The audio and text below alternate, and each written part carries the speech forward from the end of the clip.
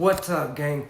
Welcome to Fed by Fire. I'm Christian Whitlow, and tonight I got a couple cases that I want to break down piece by piece. Then I want to talk about a great step forward in my home state, something I really didn't expect. So let's go to Cincinnati first. Two Southwest Ohio relatives were arrested by federal agents for allegedly conducting a large-scale blow trafficking operation. Damian Gallen, 31 of Cincinnati, and Diego Gallen, 19 of Fairfield, will appear in court today for initial appearances. According to the charging documents, agencies within the Cincinnati Homeland Security Task Force received information regarding the Gallens' potential drug trafficking throughout the Southern District of Ohio and elsewhere.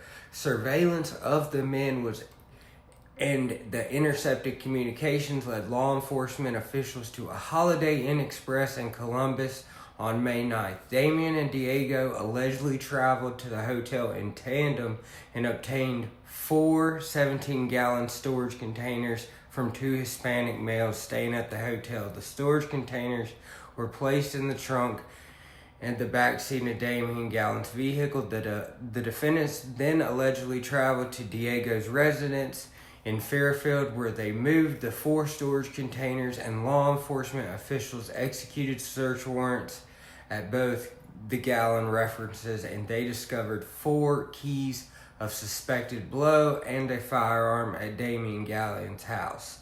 And the search of Diego Gallen's residence recovered the storage bins, which contained approximately 77 keys of suspected blow, along with bulk cash, firearms, and suspected ice.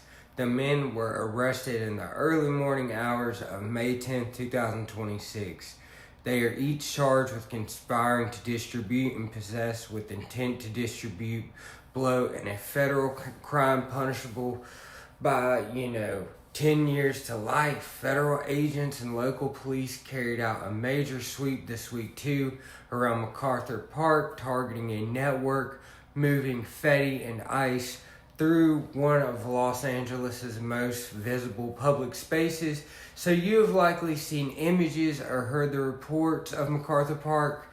Tactical teams were moving in broad daylight, search warrants at storefronts along the Alvarado corridor, and a focus on dismantling street-level sales that had turned the parks into an open-air drug market. The effort, which drew more than 300 officers and agents, resulted in 18 arrests of 25 people and a federal complaint. 7 others remain at large. What unfolded on May 6th reflects 6 months of surveillance and a deliberate push to change conditions in the neighborhood that's been long marked by addiction, homelessness, and gang activity. Inside these coordinated raids, federal agents from the DEA led the action alongside roughly 100 Los Angeles police officers. So you can picture the scene as the teams executed 9 search warrants in a single day, 6 around MacArthur Park and others in South LA. Calabasas, and San Gabriel. Over 200 DEA personnel took part, many in tactical gear, moving through residential blocks and commercial strips.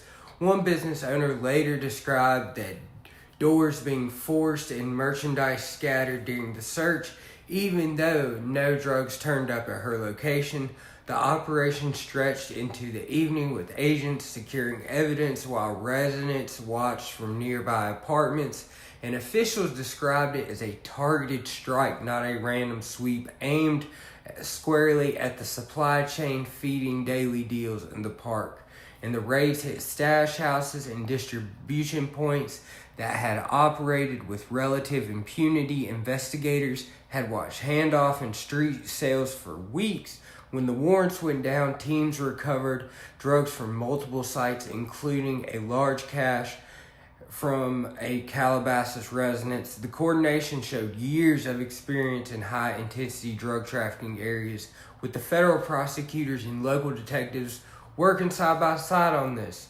You sense the scale when you learn that the plan always included the potential for more arrests, but 18 people ended up in custody that day. The rest of the network, remains under scrutiny. The drugs taken off the streets, nearly 19 keys of Fetty came off the market, an amount that authorities valued at roughly $10 million. And you realize, the impact of that when you consider how much product that represents. The ICE shipments were also part of the float, and agents found Fetty stored in a single home in Calabasas, packaged for distribution into MacArthur Park.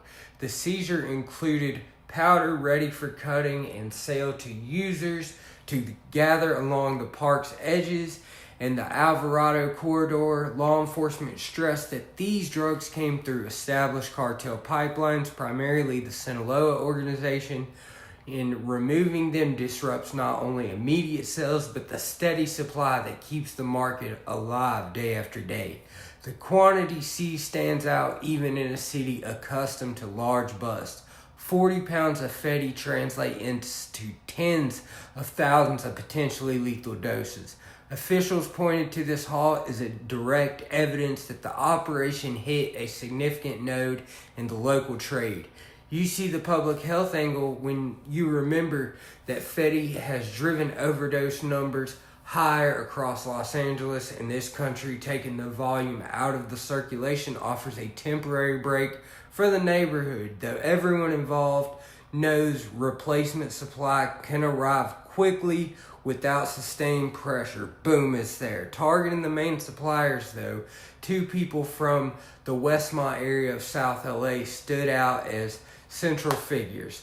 Malale Moreno Lopez and her boyfriend Jackson Tarfer, at 28, allegedly supplied much of the Fetty and ice moving into the park on behalf of the 18th Street Gang.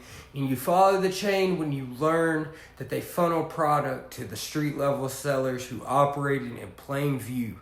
Complaints detailed 27 separate deals tracked between March 9th and April 15th. Other defendants included a Calabasas woman accused of moving ice and a man who acted as a local dealer. The focus remained on those who kept the pipeline full rather than the users themselves. Investigators built cases, though undercover buys and surveillance, that placed these suppliers at the top of the local hierarchy. Moreno Lopez and Tarfer now face charges that could bring decades behind bars and years of their life gone. Now you notice this operation is disguised between organizers farther down the ladder that remain defendants charged with distribution. They could face up to 20 years each if convicted. The strategy seems clear. Cut the head off the supply and watch the street actively dry up, at least for a little bit. Gang ties in the operation. The 18th Street Gang controlled much of the northern section of the park, while MS-13 held influence immediately to the west. You understand the territorial reality when you hear that dealers answer to these groups, as well as prison gangs and cartels farther up the line. The open-air drug market thrived because that structure protected turf, steady supply, and a steady stream of buyers drawn by the park's central location. Federal prosecutors described the defendants as operating within this ecosystem, not as independent operators. The bust aimed to loosen that grip, return control of the space to the community. Gang involvement added layers of violence and intimidation that residents have lived under for years. Officials noted that the park contested that, this was an ideal spot for wholesale and retail distribution. By hitting the suppliers tied to 18th Street, agents hoped to create a ripple effect. And you see the large pattern when you consider that similar operations everywhere in the city. Disrupting one territory does not eliminate the problem at all, and by no means, but it forces the network to reorganize and buys them a little time. Building the case over weeks of surveillance, they ran for about 45 days before the raids took place. So think about the patience required when you learn the agents had documented all these hand-to-hand sales and the locations, the repeated buys in South Los Angeles, the undercover purchases that helped map the networks. The evidence was strong enough to support a 25-count federal complaint. The timeline shows methodical work rather than a sudden crackdown. Every observed transaction strengthened the case against the main distributors and their street crews.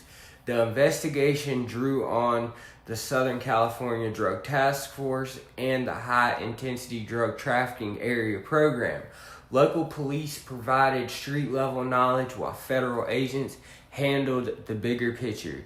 So, you can appreciate the collaboration, when you realize how many agencies had to align for a single-day operation of this size. The result was a complaint that named specific deals, specific people, and specific locations. The levels of details leaves little room for defense arguments. Once the cases reached court, voices from law enforcement, First Assistant U.S. Attorney Bill Estoli stood at the scene and called the park a place that should belong to families, not dealers. He linked the problems to the broader policy choices in California, said the federal government, was stopping in where local efforts have fallen short, and this has been a thing going on all over the country. But, that was a lot of cops to have on one day, and they emphasized that the dealers operated being backed by cartels and gangs, and that kind of pressure would continue. And you hear the shared commitment to their words. The operation marked a beginning, not an end, said Mayor Karen Bass, which I've heard a lot of crazy stuff about her. But she's promising a zero tolerance for these preying on the community. The collective message from officials was straightforward. MacArthur Park had become a symbol of unchecked drug activity, and law enforcement intended to change that narrative. So you sense that frustration that built over years of visible dealing and the determination now on display. The presence of hundreds of officers signaled that the city and the federal partners meant to follow through. The neighborhood's focus in MacArthur Park sits west of downtown in a densely populated immigrant area. On one side, you have families picnicking, children playing soccer. On the other, you have homeless encampments, and open-air drug use have dominated these streets for years. The bust highlights how the park's dual character created space for an open-air drug market.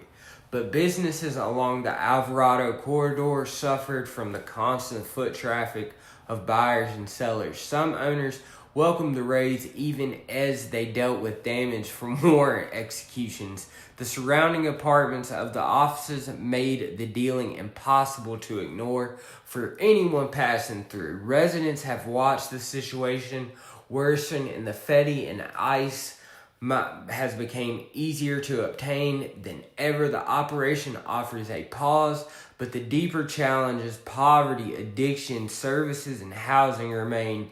You recognize that one raid cannot rewrite the neighborhood story overnight. Still, the visible federal and local presence sends a signal that conditions can shift when authorities decide to act together. So next steps in federal court, the 18 people arrested are scheduled for initial appearances in federal court. You follow the process as charges of possession with intent to distribute and distribution move forward. Leaders of the network, they face potential life sentences. Others could receive up to 20 years.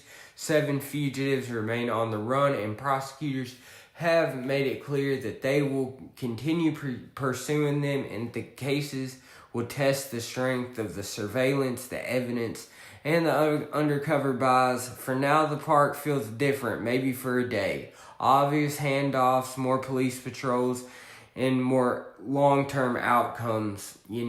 More headlines fade. Now let's bring it home to my home state. Let's talk about Clean Slate, Virginia. I'm going to be honest.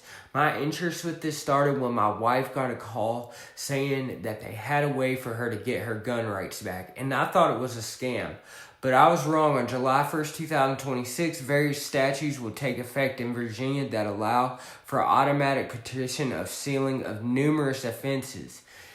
Processes will be in place to automatically seal the following types of offenses: misdemeanor convictions, petty larceny, shoplifting, trespassing, trespass on, property, distribution of marijuana, disorderly conduct, possession of marijuana, offenses like criminal and civil penalties, misdemeanor, non-violent convictions at case conclusions like acquittals and dismissals, felony, non-violent convictions at case conclusions, they will be sealed.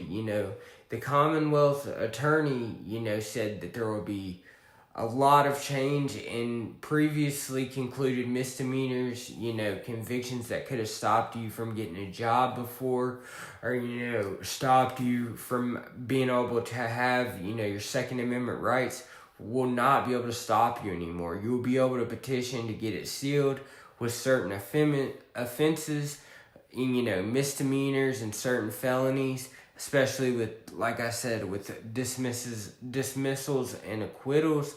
Things such as class 1, 2, 3, and 4 felonies, sex crimes, and violent crimes do not count. Anything with the use of a firearm or violating a protective order, anything with animal cruelty, anything with date rape, treason, anything involving anything with cruelty to animals, any insanity pleas, none of that counts. But the automatic petition for sealing of misdemeanor convictions and deferred dismissals are eligible for automatic sealing that were unable to be sealed before through an automatic process. The misdemeanor convictions, will be able for everyone's stuff to be looked at and gone over, and this is just a great thing. I can't wait to see what happens with it. There's been a lot of stuff going on in the news with that, but we will be keeping up with these cases as they move forward. I just, thought each of them was a little interesting and, sent a different type of message, But at the end of the day, I'm grateful for every one of you guys that watches one of these videos. And if you guys have a video about crime, addiction, law enforcement, psychology, recovery, paranormal, UFOs, I don't care. I want to talk. I need guests. But until I get some, we gonna keep riding. And thank y'all for riding with me. As always, I'll see y'all on the next one. Peace.